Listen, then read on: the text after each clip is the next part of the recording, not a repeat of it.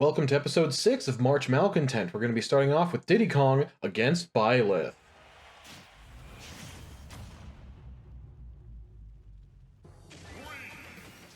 So, in case you haven't been keeping track, and I really don't blame you if you haven't, you don't need to because I am. This is the last episode of the first round of the pre-qualifiers. So everyone in this match who wins still makes it into the tournament, but next episode that is not going to be the case. Well, not necessarily going to be the case.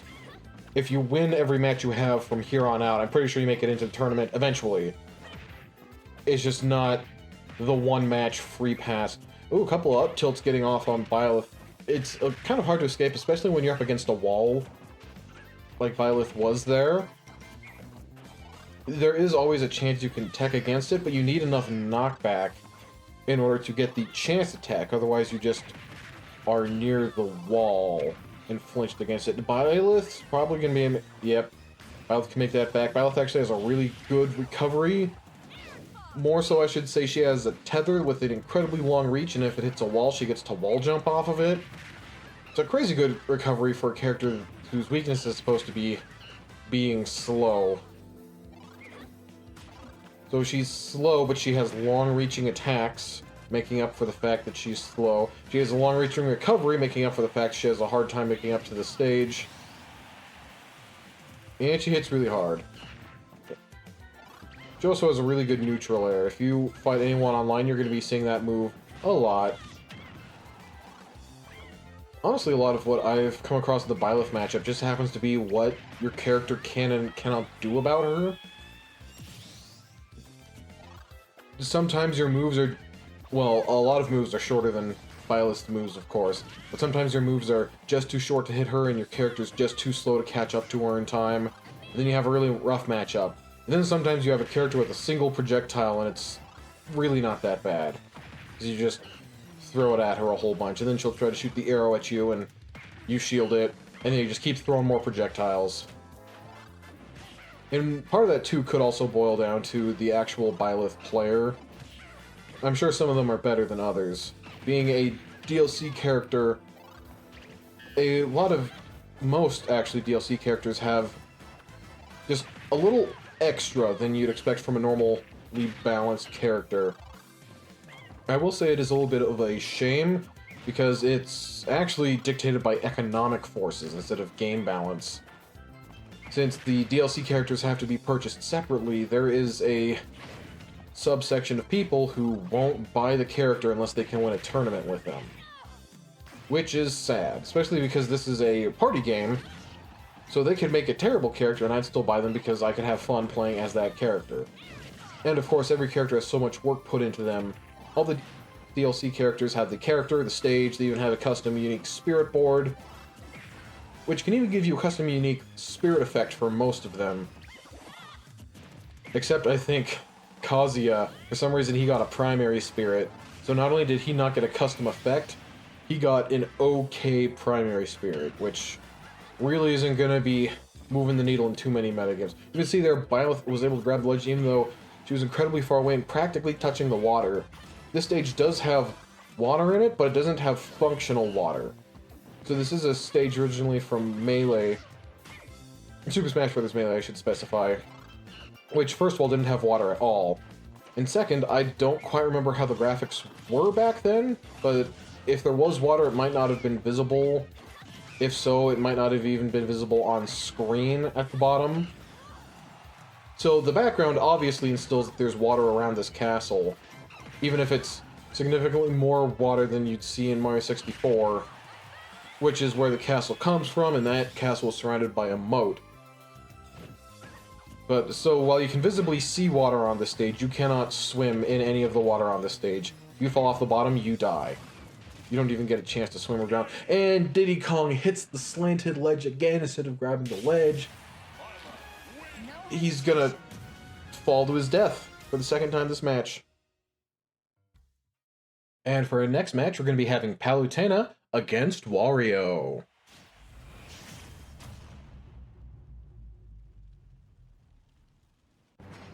And it looks like they're going to be on the Minecraft stage. Not entirely sure what this stage is called. I think it's called Overworld, maybe? Or just Minecraft World. little bit of consequence of trying to make a stage based off of a game that has variable design stuff in it.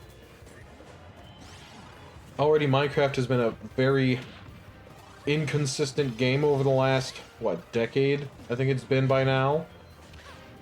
They keep adding just a little bit at a time, which, as someone who knew about the game for a long time, it feels like half the stuff in the game is new, even if a lot of it seems incredibly niche. Namely, for example, you can look in the background, you can see a bell there. That wasn't in much older versions of Minecraft.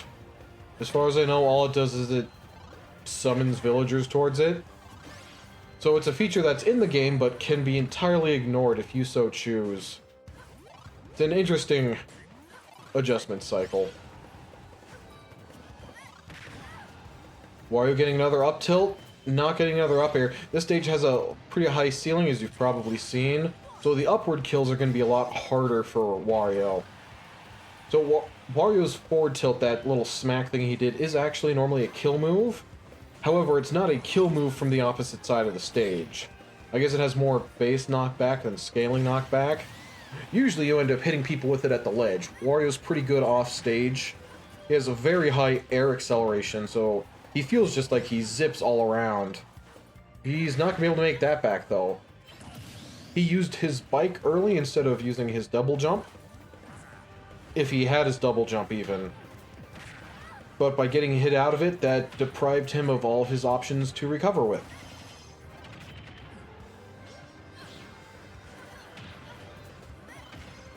Wario has his waft online. Okay, he immediately used it. Interesting approach. And he lands right on Palutena's Pillar of Light. Pro tip, usually landing on Palutena is a not great idea. Her up smash goes incredibly high. She has an up tilt that lasts a while, and not including all of her aerials, she has a really fast jump. And her up air will kill you. So if you're anywhere above her, you know she's just going to go for that. Especially if you're playing online, you just don't have the ability to react to that. Palutena loves jumping around Wario, seems to be working out pretty well so far. Nope, Wario starts a combo, tries to finish it with an up special. That does deal more damage than the up tilt.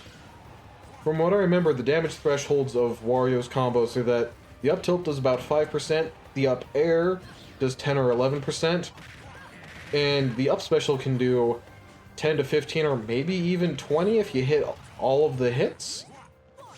It's been a bit, so those numbers may be incorrect. But it does mean that you can always finish your combo with an up special. However, if you hit someone with an up air instead, there's always a chance you can hit them with another up air, and you can just keep chaining those together for a lot of damage pretty fast, actually. Back throw that is also a kill throw, but you have to be near the ledge. Wario is able to recover.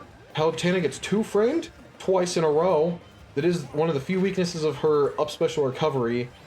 If you use it to the ledge, you can be 2-framed. And Palutena specifically might even have a slightly longer window, depending on how her recovery works.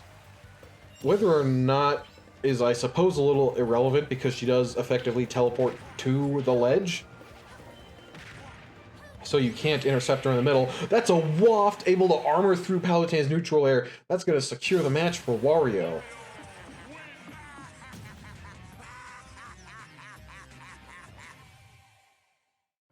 And for our next match, we're going to be having Bowser against Ike.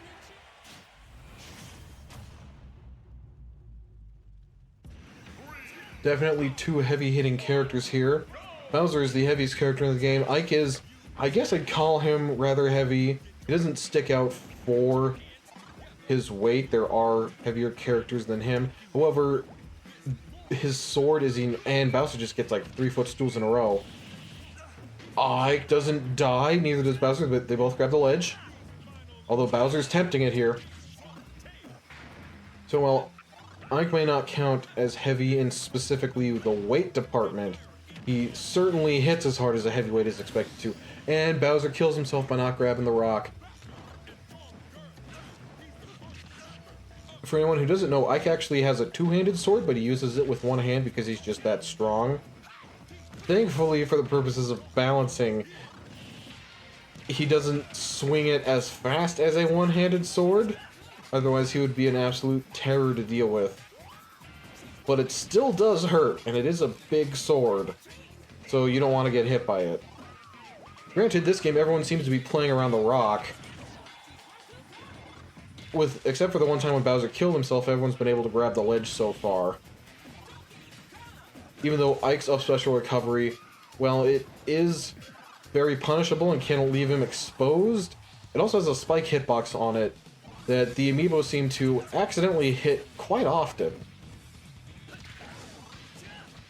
Finally returning to the mainland, and Ike goes right back to the rock. And they're back to the mainland. We have a normal match again. Ike was able to get a kill on Bowser off the side. Bowser's really not looking too great here. Granted, you can chalk up his first death to his own undoing. Ike not grabbing the ledge. Tried to hold the charge for just a little bit too long. It is always a little bit of a debate whether you should charge your side special or go for an up special when you're trying to recover as Ike. I can't tell you that I have the secret formula myself.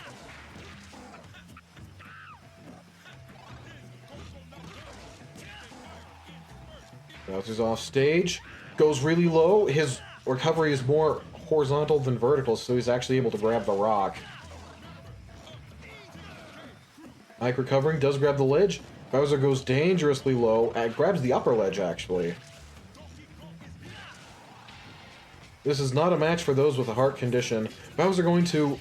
I thought he was going to go to the rock, but then he went to the other end of the stage. Back throw probably shouldn't be killing. No, it's not. But Ike gets an ether spike on Bowser, getting clipped off the rock.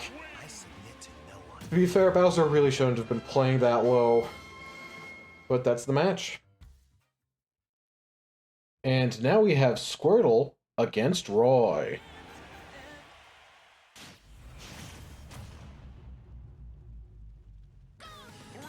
Looks like they're going to be on the Castlevania stage. The middle part is actually pretty neutral. Fun, unique stage layout. There is, however, a staircase on the right-hand screen that can definitely mess up, well, first of all, a whole bunch of real people I've played on this stage with. But also the amiibo, they don't do as well with any unique geometry. Oh, jab against the wall. Ivysaur could have probably held that out for a lot longer, done some extra damage.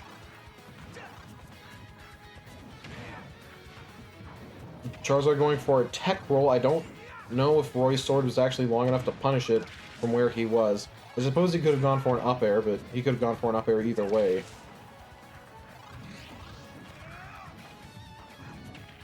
Forward tilt barely missing. Roy rolled through it.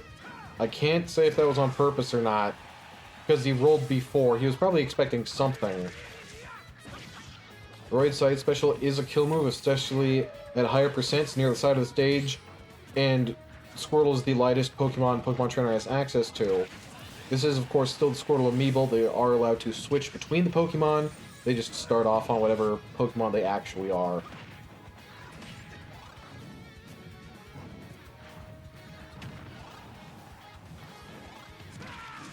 Oh, raw forward smash. That always hurts. Switching to Squirtle, probably a good choice here. You can't really switch to Squirtle when you're at a higher percent because a lot of stuff will kill you. Squirtle's incredibly light. Squirtle being a small, lightweight character usually has the easiest time at the beginning of the stock when the opponent's trying to get stray hits and combo starters in. Whereas in the end of the stock, Squirtle doesn't really have too many great kill confirms. Like, he probably has some. But it is far easier to just switch to Charizard and then hit the opponent with whatever you feel like that day. One of the cool things about the Pokemon Trainer is that you have 3 Pokemon that all have their strengths and weaknesses, and you can use them appropriately.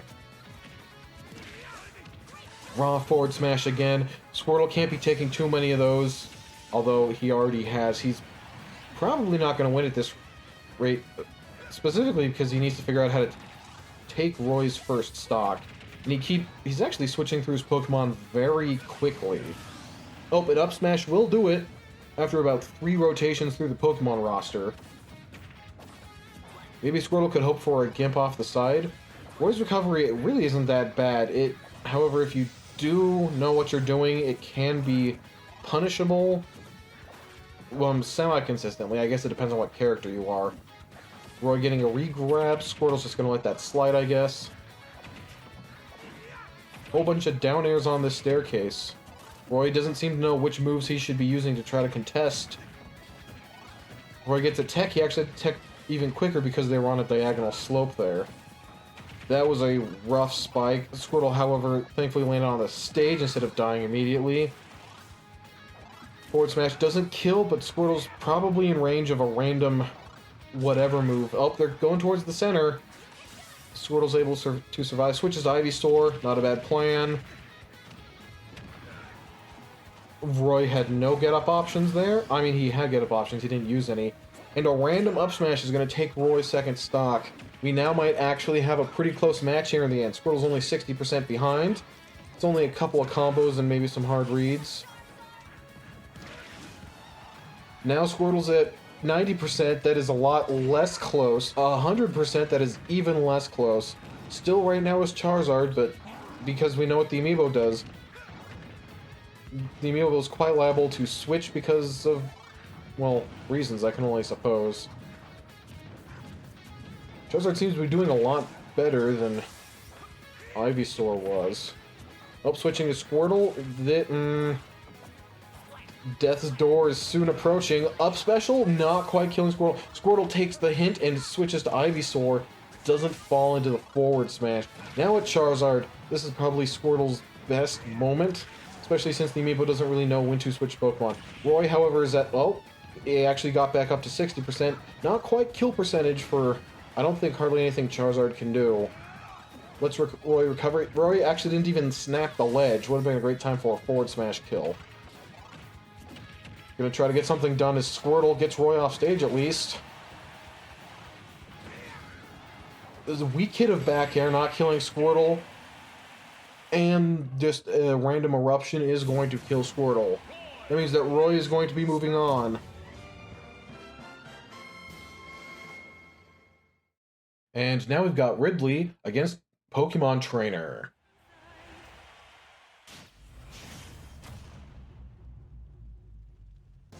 This is an actual Pokemon Trainer amiibo. I know he's starting as Squirtle, but that's because you can't actually punch people in the head as the trainer itself. Which I guess would be a little disappointing if you got to play as the Pokemon Trainer and you just had to play as a 10-year-old kid instead of getting to play as Pokemon. Jab near the ledge. The Pokemon Trainer is going to release that a little earlier than I probably would have recommended. There is a threshold to how much you can rapid jab people, but it's not a hard threshold. It's more of a soft threshold. Alright, Pokemon Trainer switching to Charizard. Looks like we're going to have a dragon fight. Type matchups don't actually mean anything in Smash Ultimate. Although, actually, if you are playing as two Pokemon Trainer characters, then if you have the right Pokemon against your opponent, you actually deal extra damage. That's a cool little reference. And Ridley may look like a dragon, but he's not a dragon-type Pokemon. He's actually a space pirate, which is from Metroid. It is a little confusing of a name because space pirate basically just means they do evil stuff and they're in space. Pokemon Trainer keeps recovering with Charizard Flare Blitz. It does cost some damage, and it'll up smash on Squirtle at 130% is going to kill. Switching to Charizard again, I guess Pokemon Trainer did have the most success as that Pokemon. 8's a fireball to the face, though. Both amiibo are able to successfully grab the ledge. Sometimes you just don't know. Ivysaur goes for a raw down air, really easily able to shield, and then he taunts, which I didn't know this amiibo normally did. Ivysaur actually able to roll perfectly through that get-up attack. That's usually pretty hard to do. Oh, Ridley should be living this. Gets a tech. And then he recovers way too high and gets killed by an up air. So far things are looking in the way of the Pokemon Trainer. Charizard Flare Blitz to recover. Who could have guessed? Well, I guess Ridley did. He got the punish. Hitting the ledge, Charizard does take less recoil damage if you don't hit anything with Flare Blitz. I believe it's 5% for using the move and an extra 5 when you hit something. And that forward smash is going to take it. Final stock, 0% each character. Squirtle gets first blood, giving 1.8% to Ridley. Auto healed, so I guess it didn't really matter. That up smash is 20%. Ridley's going to be able to recover from that. Ivysaur probably could have tried to go for a down air. Ivysaur has a fantastic down air. It's usually in contention for one of the best in the game. It's a spike and it has an enormous hitbox. Aerial trading. Charizard's off stage. Will he Flare Blitz? He does.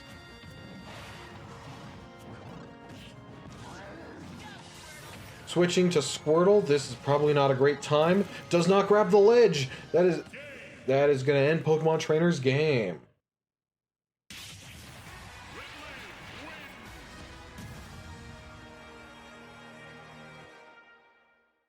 Alright, for our next match, we're going to be having Mii Brawler against Pikachu.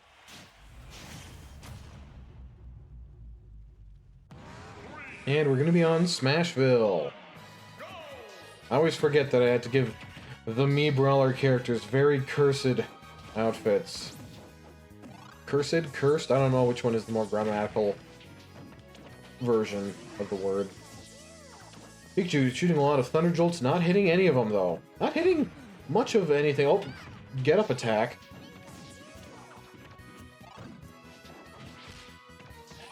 Getting Mii Brawler out of the flip kick, that's actually really hard. Usually you have to go for a hard read on it. It's a very difficult to punish move. Landing right in front of Mii Brawler, getting hit by a down throw, a forward air combo. Turns out Mii Brawler has a very great down throw. It can combo at kill percents. It does depend on which actual up special ability you're using. Some of them kill earlier than others, of course. And I actually don't know the combos for Mii Brawler super well, but I'm sure there's one of them that you actually can't get a kill move off with. Simply because you are at such a high damage percentage that even though you could kill with the up special, you actually couldn't combo out of the down throw with it because it sends the opponent too far. Pikachu going for a spike, if he had landed it, it actually would have been a really great advantage to his cause. Because it probably would have killed. Getting a spike, even if your opponent's only at mid percents, can quite often be the death of them. Off special from below the ledge, barely not killing Pikachu. Side special, barely killing Pikachu. Only 33% to show for all of that. Now it's back up to 60, but Pikachu needs to start just doing a lot more this match if Pikachu wants to win. Forward throw. Recovering to the exact center of the stage. Pikachu needs to land. Does Mii Brawler actually went for a grab there, but didn't go far enough.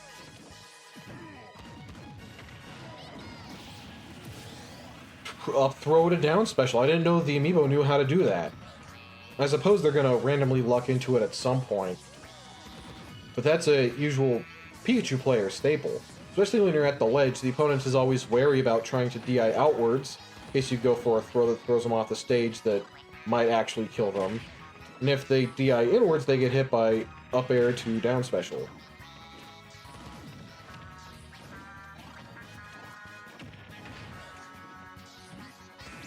Mii Brawler goes for something off stage, doesn't get anything out of it, but also avoiding death.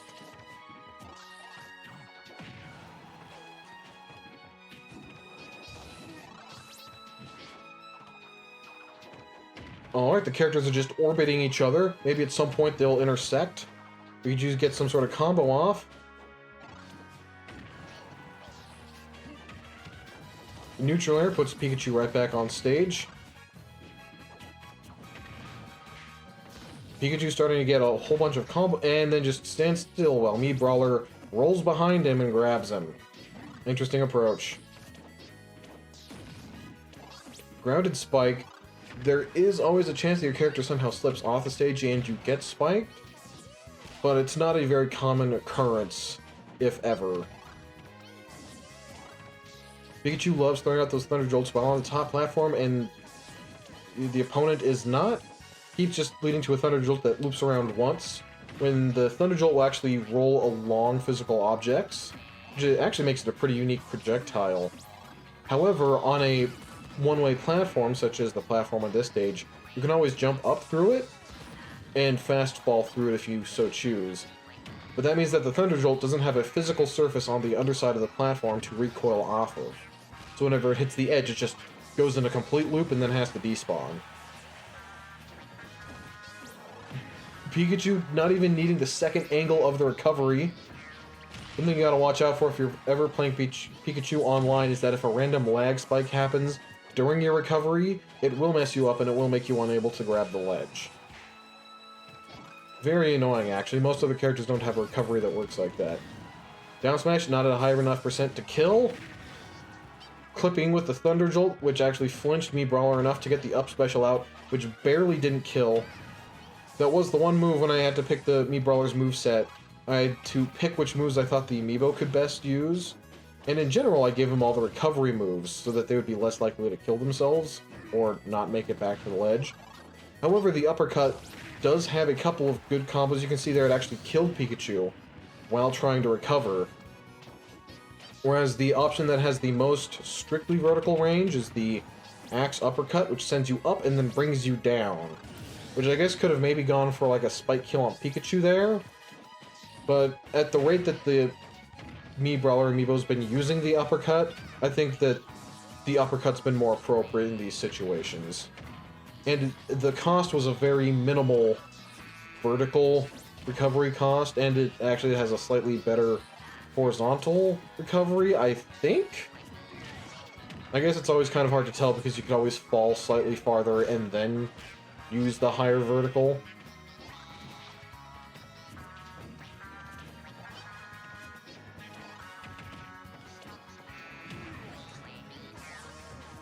Pikachu using a Thunder Jolt while falling, I can't believe it actually hit the ledge. Usually that move goes at a 45-degree angle downwards. See, again, Mii Brawler used the up special there. Wasn't a bad time to use it. Multi-hit, it can actually kill. And I guess the Soaring Axe kick can kill, but it's at a... It's a much harder methodology to get the kill with it.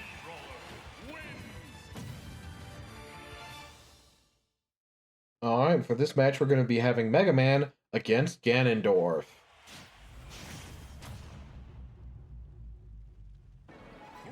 Ganondorf is not the slowest character in the game, but he is probably the most plotting. Not as in plotting, although I guess he does do that in his games as well. I mean, he just kind of plods around in that he's not very agile, which, again, I'm sure there are other characters who are slower. But he doesn't have very many burst options, even though he does have two, but they both send him forwards, unless he's aerial. He does have some reach on his smash attacks, but not an incredible amount of reach. In general, he's just the character who has the hardest time catching up to the opponent, I'd probably say. Just due to things such as his frame data, his movement speed, kind of the whole character when you think about it. Of course, Ganondorf makes up for that by only having to kill you sometimes 3 times before you die. In fact, I'm pretty sure if he hits you with 2 Warlock punches, that's also a kill. Oh, and he used the get-up attack, and that put his leg in the blast zone. I can't believe that killed him. So Ganondorf usually has the hardest time approaching opponents with a lot of projectiles, since he can really just kind of slowly run up and shield. Mega Man parried that? Mega Man parried that twice? Alright, well don't try that at home. If you try to parry Ganondorf's up tilt, I will warn you, if it hits your shield, it breaks your shield. Even if your shield's at full. It's a shield breaker move, what can I tell you? Ganondorf saved by the stage transition. Forward smash coming out just too slow to kill Mega Man. Forward throw is definitely going to kill. Ganondorf's forward throw isn't particularly a kill throw, however it is strong. Because Ganondorf in general is just strong. In fact, it's usually easier to count which of Ganondorf's moves will not kill instead of which of his moves will kill. because pretty much all of his moves can kill, so if your opponent's at a high enough percent and you hit him with anything, they die.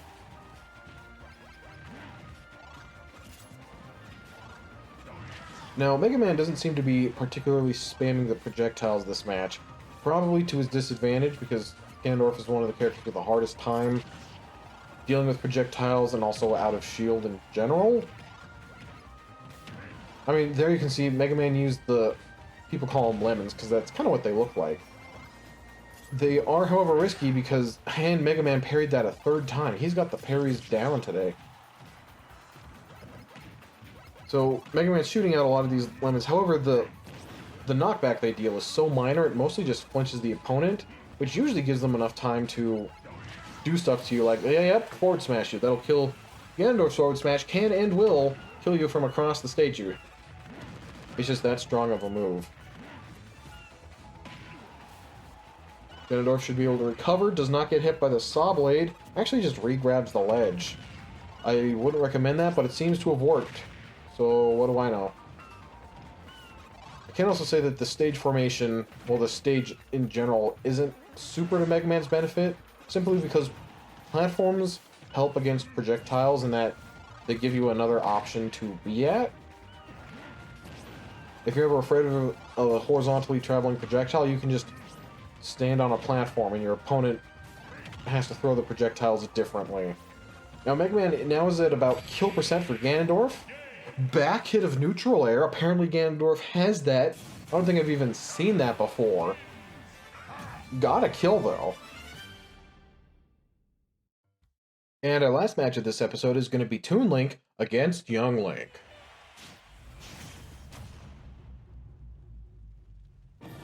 Yes, that's right, we got a Battle of the Links. I can assure you, the seeds are randomly generated each year. I suppose this does mean... Oh, they got on Bridge of Eldin too, the Zelda stage. Wait, this does mean that we will be seeing a Link of some sort in the tournament. Weirdly enough, despite these two Link characters having that forward air kill, despite these two characters actually having rather similar movesets, they don't really feel like duplicate characters. Some traits, such as Young Link's fire arrows, come out a lot faster and travel a lot further than Toon Link's arrows. Whereas Toon Link has bombs that last a lot longer, which means he gets to kind of just carry them around a lot more. Just subtle things like that. Also, Toon Link seems to... I guess they kind of took the fact that his sword looks thicker to heart. That's another kill already. It always feels like Toon Link's sword hits harder, but Young Link has more combos, if that makes sense. Also, one other direct difference I can tell you is that Toon Link has a killing back throw, whereas Young Link has a killing forward throw. Usually you have to be near the ledge for it to kill, of course, but... And I guess they do both have a horizontal killing throw, but it does depend on which way they're facing. Which kind of also depends on if you're going to get killed when they recover to the stage or when you're trying to recover to the stage. Down air is able to kill Young Link. Young Link already took 73% though, so it might be too little too late. Trading sword hits with each other, one hit at a time. Toon Link catching his own bomb, which was cool, but he's probably going to die pretty soon. He's at 96%. Oh, he actually gets to center stage. Good place for him, and now he's back to the side of the screen. Young Link comboing Toon Link's own shielded bomb into boomerang into forward air. That was a really quick match. Means you're going to be seeing Young Link in April Anchor. So be sure to watch out for that. Be sure to watch out for the bracket submittals as well. Until then, bye.